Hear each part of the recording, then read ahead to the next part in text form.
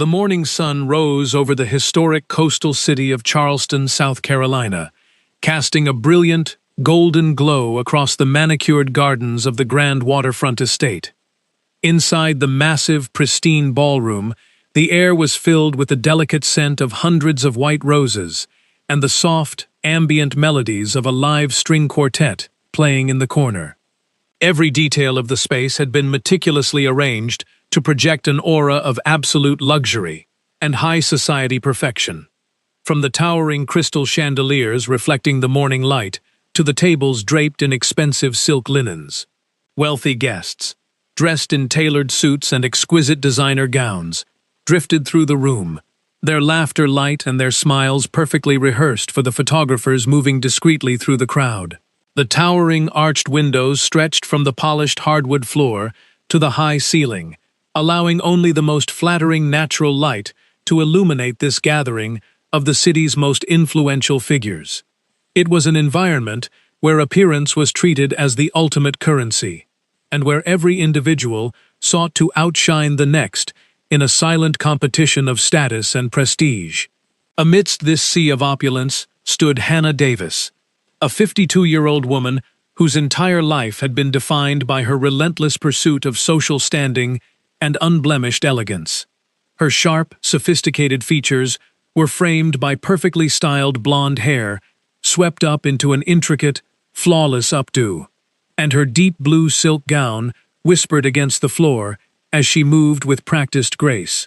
Today was supposed to be the crowning achievement of her social ambitions.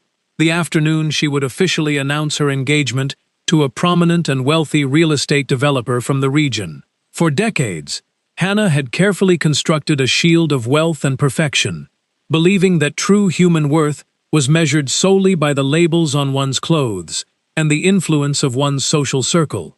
As she greeted the arriving dignitaries and local business leaders, her eyes constantly scanned the room, ensuring that everything met her impossibly high standards, and that no flaw could mar the perfect image she had crafted for the world to see.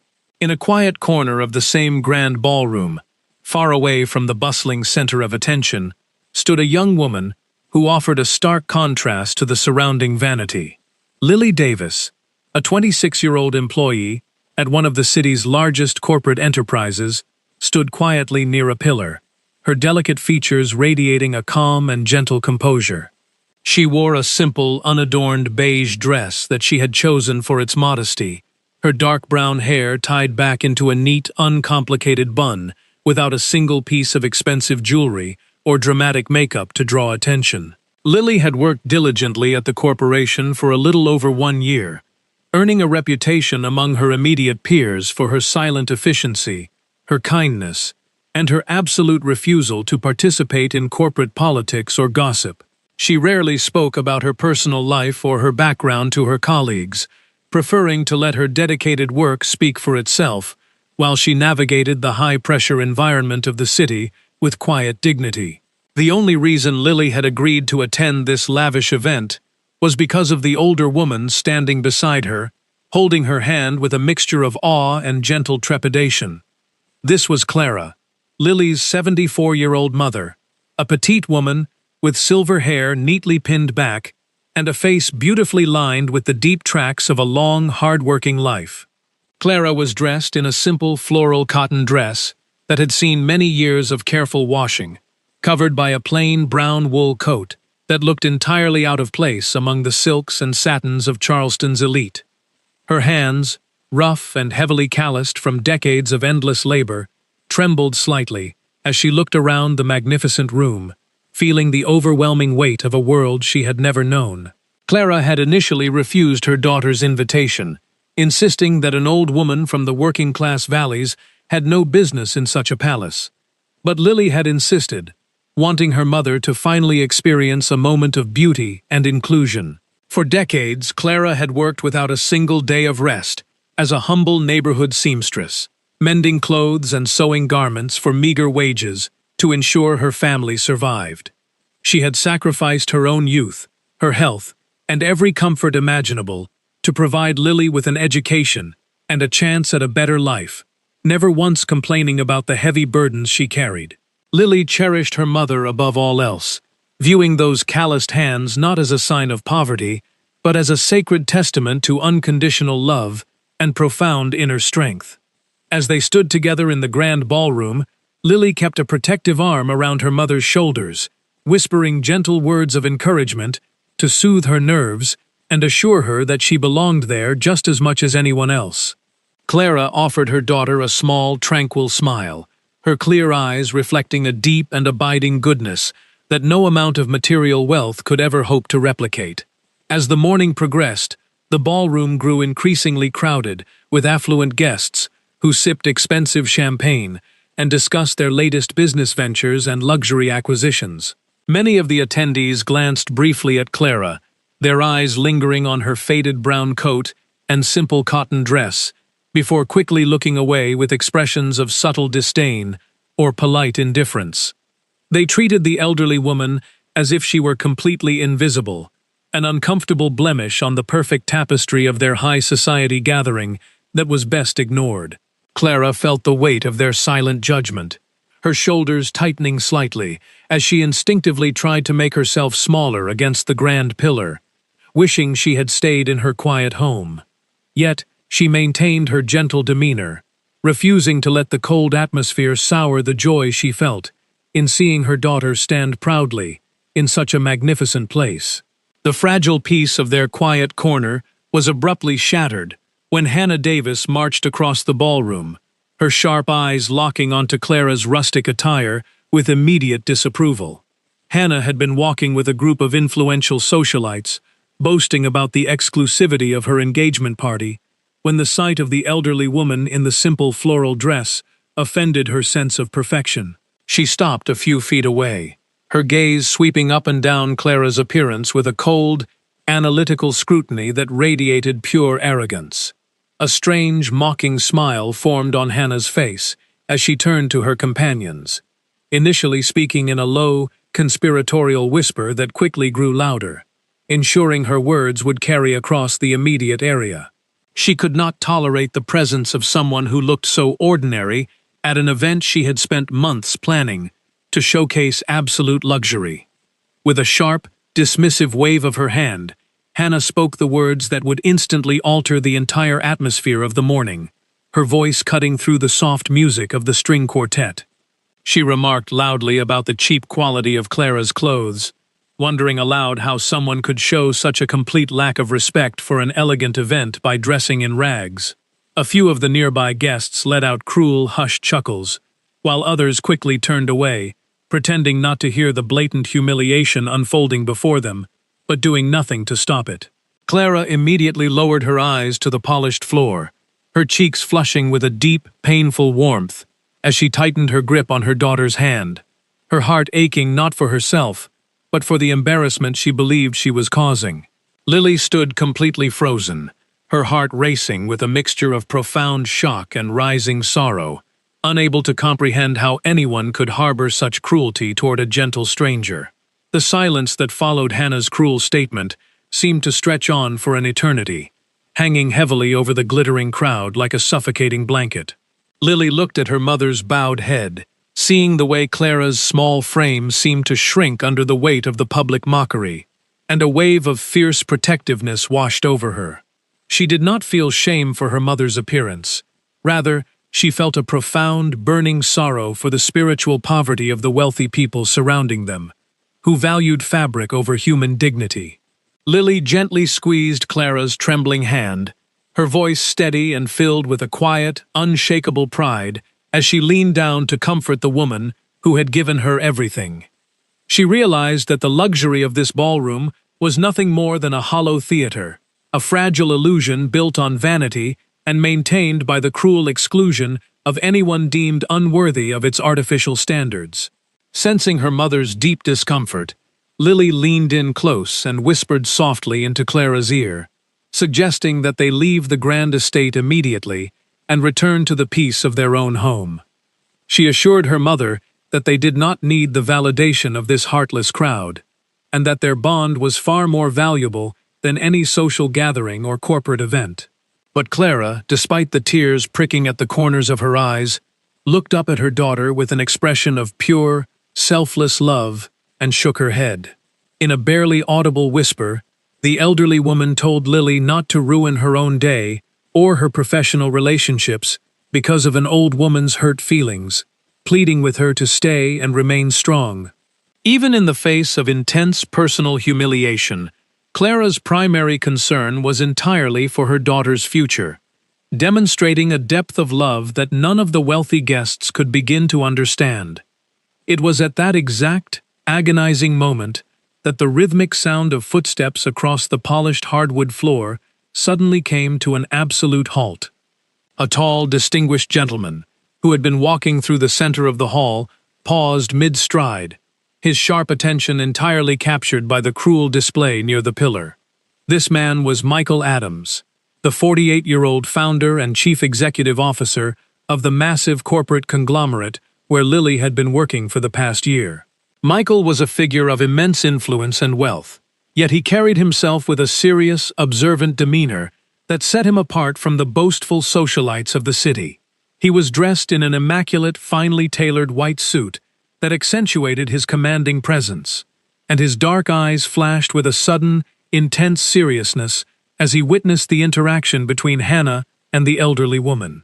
Michael had attended the engagement party strictly out of a sense of obligation to an old childhood friend, but he had spent most of the morning observing the behavior of the guests with a detached, quiet skepticism.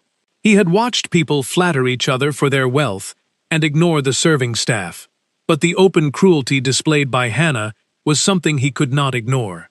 Instead of turning away like the others, Michael began walking directly toward the quiet corner, his face an unreadable mask of absolute calm as he bypassed the whispers of the crowd. As he reached the small group, he bypassed Hannah entirely, stepping forward to stand directly in front of Clara, his posture radiating a profound, unexpected reverence. He bowed his head slightly in an act of old-world courtesy, offering the elderly woman a genuine, polite greeting that caught everyone nearby completely off guard. Clara, surprised by the sudden attention of such an imposing and wealthy-looking gentleman, looked up and responded to his greeting with her characteristic simplicity, her voice trembling slightly, but remaining entirely polite. Despite the immense discomfort and humiliation she had just endured, a faint, resilient smile appeared on her face, a testament to her lifelong habit of offering kindness to everyone she encountered. Michael observed that smile closely, noting the way it reached her tired eyes, and the absolute lack of malice or anger in her expression, despite the cruelty she had faced. This simple act of grace in the face of mockery struck a powerful chord deep within his soul, capturing his full attention and awakening a storm of personal memories that he had kept buried for many decades. He saw in Clara something that was completely absent from the rest of the crowded ballroom, a rare, genuine purity of spirit. A few minutes later, as the crowd's attention began to drift back to their champagne and small talk, Michael quietly stepped away and found Lily standing alone by one of the massive arched windows. The young woman was staring out at the distant ocean, her shoulders tense as she tried to compose herself and hide the deep sadness that threatened to overwhelm her.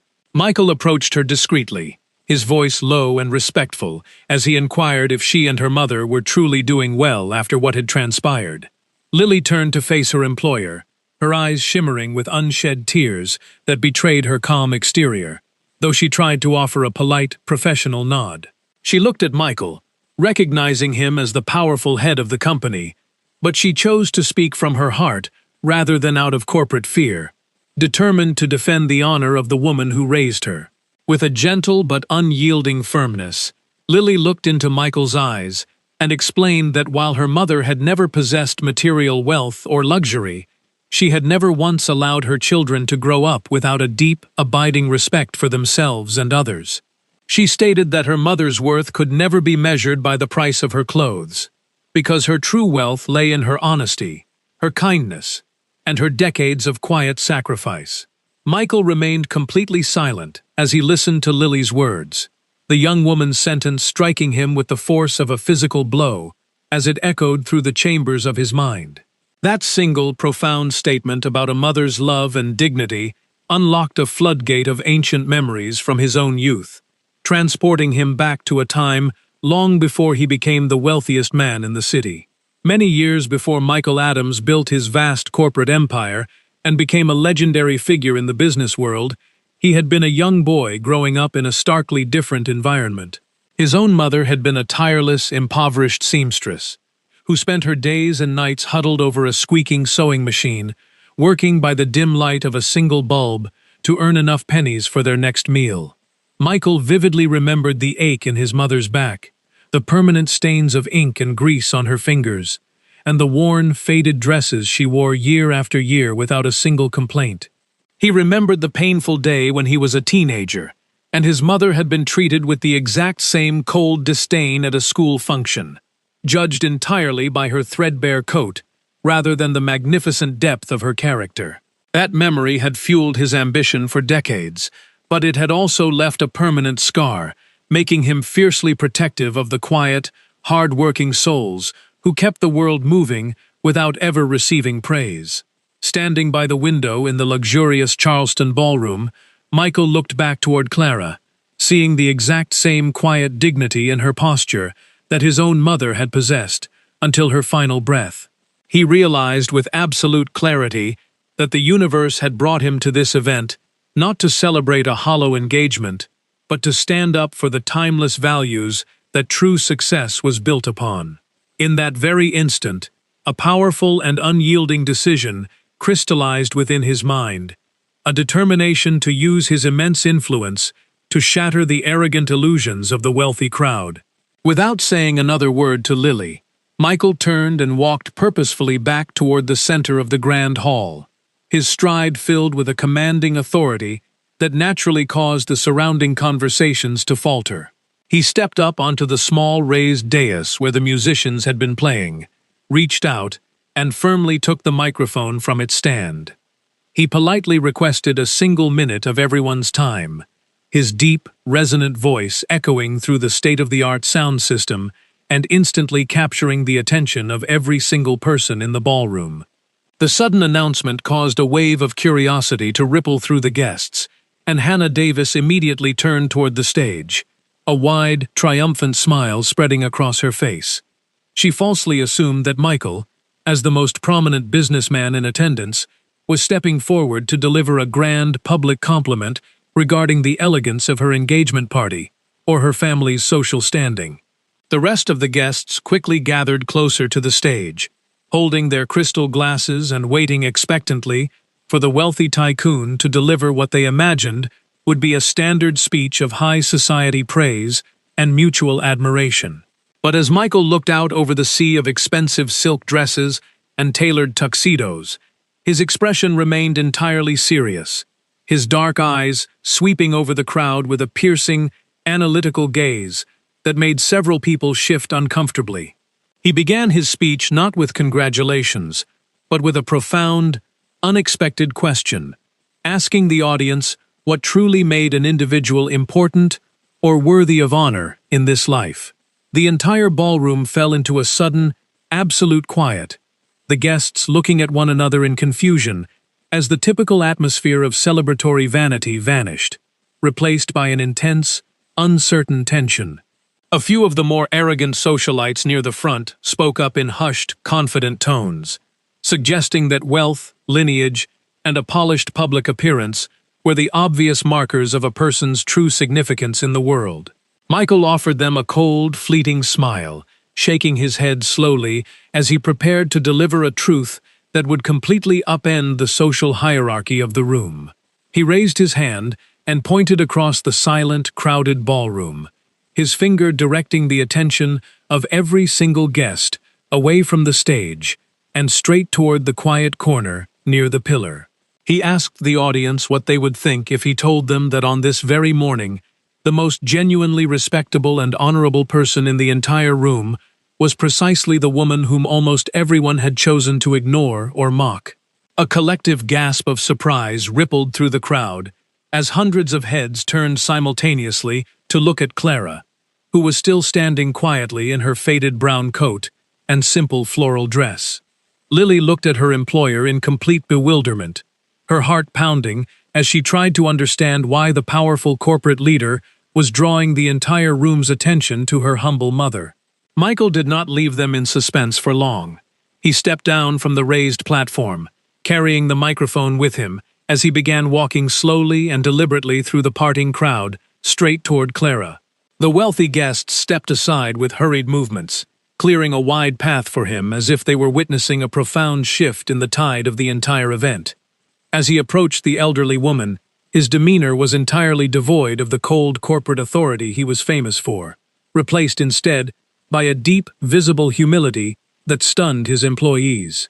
He stood before Clara, looked gently into her weathered face, and asked her in a voice that was broadcast clearly to every corner of the room to tell him about the work she had done throughout her long life. Clara looked around at the hundreds of eyes staring at her, swallowed hard, and began to speak with her characteristic honesty, her voice trembling but carrying a strange, undeniable power. With absolute simplicity and a complete lack of pretense, Clara explained to the silent audience that she had spent over 40 years working as a neighborhood seamstress in a small town far away from the glitz of the city. She spoke of how she had sat at her sewing machine for 14 hours a day, mending torn trousers, sewing school uniforms for children whose families could barely afford them, and crafting simple wedding dresses for young brides. She mentioned quietly that she had never owned a company, never accumulated riches, and never experienced the luxury of a ballroom like this one, but that she had successfully raised her children with honesty and love. She added, almost as an afterthought, that she had always made it a rule in her home to share whatever little food she had, ensuring that no neighbor or traveling stranger ever went hungry when they passed her door. Her words were completely devoid of boasting or a desire to impress, sounding instead like a simple account of a life spent in service to others. Michael Adams took a deep, emotional breath as Clara finished speaking, the silence in the ballroom now so profound that the distant sound of the ocean waves could be heard through the open windows. He turned back toward the wealthy crowd, his voice thick with a raw, earnest emotion that none of them had ever heard from the stoic billionaire before. He revealed to the astonished audience that his own beloved mother had also been a humble seamstress, who worked herself to the bone, and that he had started his own life wearing clothes made from scraps of fabric she had saved. He stated with fierce conviction that if society had judged his mother solely by her cheap clothing or her lack of wealth, he would have been abandoned to poverty and would never have achieved the success that allowed him to stand before them today. He looked directly at the stunned faces of the socialites and declared that to judge a human being by the price of their garment was the ultimate sign of ignorance. The collective mood within the grand ballroom underwent a sudden, dramatic transformation as Michael's powerful words began to sink into the minds of the affluent guests. The superficial smiles vanished from their faces, replaced by expressions of sudden self-reproach, shame, and a deep, uncomfortable realization of their own arrogance. People who had previously sneered at Clara's faded brown coat now looked at her with a sudden, profound respect, seeing past the simple cotton dress to the magnificent, resilient soul of a woman who had spent a lifetime giving to the world. Hannah Davis felt the color completely drain from her face, her confident smile turning into a mask of pure embarrassment as she realized her cruel remarks had been completely exposed and condemned by the most powerful man in the room. Michael, however, was not yet finished with his defense of true merit and character, and he turned his attention toward Lily, who was standing beside her mother with tears streaming down her face. He called Lily forward, asking her to step into the center of the room, and inquired aloud how long she had been an employee within the marketing and operations division of his corporate group. Lily cleared her throat and replied softly that she had been with the firm for 14 months, working quietly behind the scenes to support the executive teams. Michael then turned to several senior managers and corporate executives who were present at the party, asking them to provide a completely honest assessment of Lily's performance and her value to the organization. A senior director named David, a man known for his strict standards and years of loyalty to the company, stepped forward from the crowd without a moment's hesitation. David stated clearly into the room that Lily was one of the most exceptional young professionals he had ever encountered, possessing an extraordinary work ethic and a rare, selfless dedication to her team. He explained that whenever a project faced a crisis or a deadline was missed, Lily would quietly stay late into the night, working without any desire for public praise or extra recognition to ensure the team succeeded. Another colleague, a young designer named Beatrice, joined in, adding that Lily spent her free hours mentoring the new interns and helping others overcome their difficulties, never once complaining or seeking the spotlight for herself. Michael listened intently to the overwhelming praise from Lily's colleagues, his head nodding slowly as he confirmed what his own observations had already told him about the young woman's character. He looked out at the silent, wealthy crowd once more, his voice ringing out with an unshakable authority as he declared that individuals like Lily and her mother were the true backbone of any successful society. He stated firmly that while anyone with enough money could purchase an expensive silk dress or host a lavish event, true integrity, kindness, and genuine elegance could never be bought at any price. He told the audience that a person who lacks respect for the humble souls of this world is entirely devoid of true class, regardless of how much money they hold in their bank accounts. The heavy, prideful atmosphere that had dominated the grand ballroom since the early morning hours had completely dissipated, replaced by a quiet, reverent solemnity that felt almost sacred.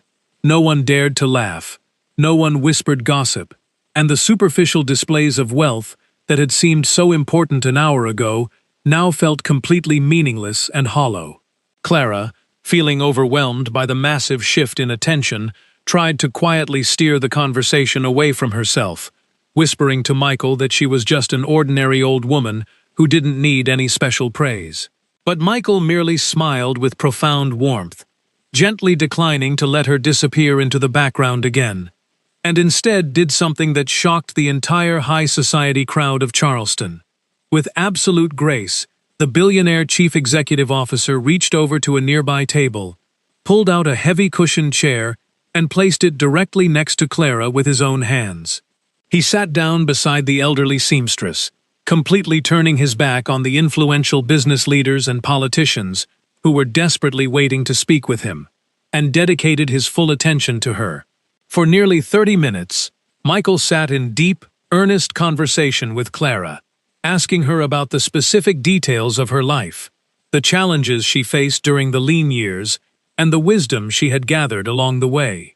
Clara answered his questions with her natural, calm simplicity, speaking of the joy of watching a child grow and the peace that comes from a hard day's honest work, never once complaining about her hardships or attempting to make herself seem grand. As the wealthy guests watched this extraordinary interaction unfold, a deep sense of shame and reflection settled over the room, causing many to quietly reevaluate their own lives and priorities. They saw a man who commanded billions of dollars in assets treating a penniless old woman with the kind of deep respect usually reserved for royalty, and it shattered their fragile understanding of status. People began to realize that the wrinkles on Clara's face and the roughness of her hands were far more beautiful than the expensive jewelry worn by the socialites, because they represented a life spent entirely in love and sacrifice. The silent lesson was clear to everyone present.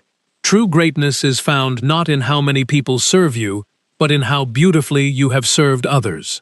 When the lavish engagement party finally drew to a close and the guests began to quietly depart, Michael stood up, shook Clara's hand with immense gratitude, and then called Lily aside for a private conversation near the entrance.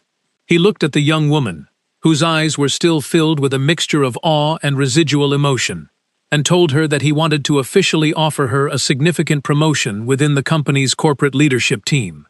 He explained that this offer was not born out of pity or a desire to make a charitable gesture, but because he had recognized the unmistakable qualities of a true leader within her character.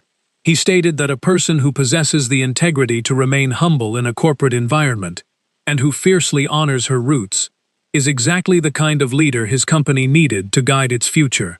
Lily stood completely stunned by the sudden turn of events, her breath catching in her throat as she looked at the man who held the keys to her professional future. She asked him in a hesitant, emotional whisper why he was placing so much trust in someone as ordinary as her, given that there were many candidates with elite backgrounds and impressive resumes. Michael looked at her with a gentle, knowing smile and replied that an individual who has never forgotten where they came from is uniquely equipped to care for the people who are just arriving at the bottom. He told her that skills can be easily taught through training and experience, but the deep, internal capacity for empathy and unwavering respect is a rare treasure that cannot be manufactured. As Lily walked back to her mother, her heart overflowing with a profound gratitude and a renewed faith in the goodness of humanity, Clara looked at her with a proud, serene smile that seemed to illuminate her weathered face. But before they could exit the grand estate and step out into the warm afternoon sun, a shadow fell over their path as a familiar figure approached them from across the foyer. It was Hannah Davis, her head no longer held high with arrogant pride, her movements slow and hesitant as she stopped a few feet away from the elderly woman she had so terribly wronged. The crowd watched from a distance, expecting another confrontation, but the expression on Hannah's face was completely different from before. The mask of superficial perfection had cracked, revealing a deep and painful vulnerability beneath. Hannah stood before Clara and Lily for a long, agonizing moment, her hands clasped tightly together as she struggled to find the right words to speak after the public exposure of her cruelty. The arrogant confidence that had defined her entire life seemed to have completely vanished, replaced by a visible, trembling humility that made her look remarkably human for the first time that day. She lowered her head, looking directly into Clara's clear, calm eyes, and delivered an apology that was entirely devoid of theatrical performance or a desire to save her social reputation. She confessed in a broken whisper that she had spent so many decades trying to look important and build a flawless image for the world that she had completely forgotten how to look at real people with a clean heart. She admitted that her behavior had been deeply disgraceful, and she begged the elderly woman for a forgiveness that she knew she did not truly deserve. Lily watched Hannah closely, her defensive instincts fading as she saw the genuine sorrow and the deep, internal breaking that the wealthy woman was experiencing in that moment. Clara did not hesitate for a single second, nor did she allow a single drop of resentment or triumphant pride to mar her response to the woman who had publicly humiliated her. She reached out with her rough, calloused hand, gently touching Hannah's silk-clad arm, and replied in a soft, soothing voice that everyone in this life makes mistakes and loses their way at some point. Clara told her that the error itself is not what defines a person's life, but rather what they choose to do next with the truth they have discovered about themselves.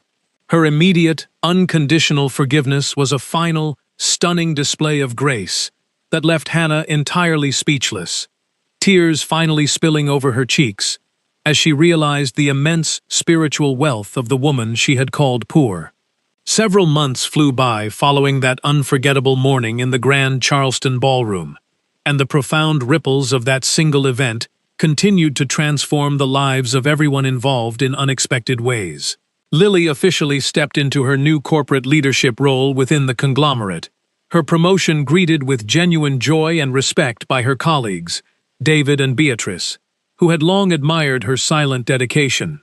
She managed her new responsibilities with the same quiet dignity, empathy, and absolute fairness that she had learned from her mother, creating a workplace environment where every employee felt valued, regardless of their rank. Clara remained in her comfortable, modest home in the valley, still sewing clothes for her neighbors and pouring love into every stitch, her life completely unchanged by the sudden recognition she had received from the wealthy elite. But the most extraordinary and permanent transformation occurred in a place where no one would have ever expected to see it, within the daily life and soul of Hannah Davis. The deep embarrassment she suffered at the engagement party had acted as a powerful, necessary catalyst, shattering her lifelong obsession with high society vanity and forcing her to confront the emptiness of her material existence. She quietly stepped away from the superficial social circles that had once been her entire world, realizing that the flattery of wealthy acquaintances was nothing more than a hollow echo that could never offer true peace.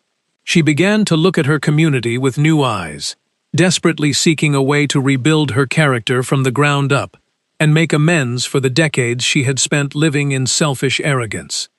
Guided by a new friend named Nancy, a dedicated and compassionate coordinator at a local community center, Hannah began volunteering her time at a humble shelter in the working-class districts of the city.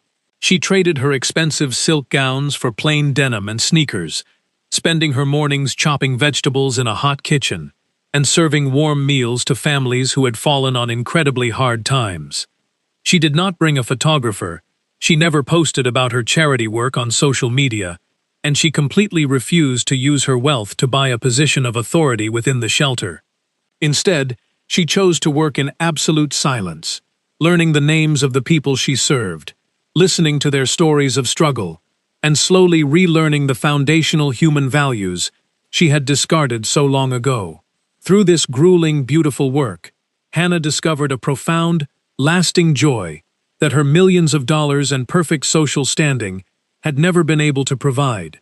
As the seasons turned and the warm summer air of South Carolina gently gave way to the crisp, golden breezes of autumn, Hannah found her thoughts frequently returning to the elderly seamstress. She realized that the rough hands and simple floral dress of Clara had taught her more about true elegance and human worth than a lifetime spent in the company of millionaires and celebrities. She learned that a person's true importance is never found in the prestige of the venue they occupy, or the expensive labels stitched into the fabric of their clothing, but in the depth of their capacity to love and respect their fellow human beings. The memory of that morning in the ballroom became a sacred anchor for her, a permanent reminder that the most ordinary souls in our world are often the ones carrying the greatest light. The journey of life is a long, winding road that eventually strips away all the temporary illusions of youth, wealth, and social standing, leaving behind only the true essence of who we are. For those who have lived through many decades and watched the world change around them, there comes a profound understanding that the external trappings of success are incredibly fragile and entirely fleeting. A beautiful house can crumble, a vast fortune can vanish in a moment of economic turmoil, and the flawless physical appearance we guard so fiercely will inevitably fade under the gentle, unyielding march of time. When we reach the later chapters of our earthly journey, the grand titles we accumulated and the social hierarchies we fought so hard to climb begin to look like distant, meaningless games played by children who did not know any better. We begin to see with absolute clarity that the only wealth we truly take with us, and the only legacy that leaves a permanent mark upon the fabric of reality, is the love we gave away and the respect we offered to others. True elegance is never an external display that can be purchased in a luxury boutique or demonstrated through the loud boastings of social prominence and exclusive invitations. It is a quiet, beautiful state of the soul, an internal sanctuary constructed from the raw materials of humility, kindness, patience, and an unwavering reverence for the inherent dignity of every human life. A person who possesses this genuine inner wealth can walk into the grandest palace or the most impoverished cottage, and their behavior will remain exactly the same, polite, gentle, and entirely free from the poison of arrogance. They do not need to look down upon another human being to feel large, nor do they need the applause of a crowd to know that their existence has profound meaning and value. Like the simple floral dress worn by a mother who sacrificed everything for her child, true dignity shines brightest when it is completely unadorned, radiating a pure, natural light that exposes the hollow vanity of those who value appearance over substance. We live in a world that is often desperately sick with the pursuit of superficial perfections, a society that foolishly encourages people to judge a book by its cover and a man by the balance of his bank account. We are constantly bombarded with the false narrative that we must constantly outshine our neighbors, climb higher than our peers, and exclude those who do not fit into our curated circles of success. But the grand design of human destiny has a magnificent, poetic way of correcting these errors, often using the simplest and most overlooked individuals to deliver the most profound lessons to the proud. When we choose to humiliate or ignore a gentle soul simply because their clothes are cheap or their background is humble, we are not actually diminishing their worth. We are merely revealing the deep poverty of our own spirits. Every human encounter is a sacred mirror reflecting the true condition of our hearts, and the way we treat the most vulnerable among us is the ultimate measure of our spiritual maturity. As we look back on the long tapestry of our experiences, let us remember that the most beautiful hands are not those that have remained soft and untouched by the burdens of labor, but those that are calloused from lifting others up. Let us honor the quiet, hard-working mothers and fathers who spent their lifetimes in the shadows, sewing the garments of our future with the invisible threads of unconditional love and endless sacrifice. Let us strive to build a life where respect is offered freely to every soul we meet, regardless of their garment, their title, or the place they occupy in the social order of our passing world. For in the end, when the music of the ballroom stops and the lights of the grand chandeliers finally grow dim, we will all stand equal before the universe, judged only by the depth of our kindness and the purity of our love. Let us live in such a way that our legacy is found not in the riches we kept for ourselves, but in the hearts we comforted, the dignity we defended, and the gentle grace we left behind.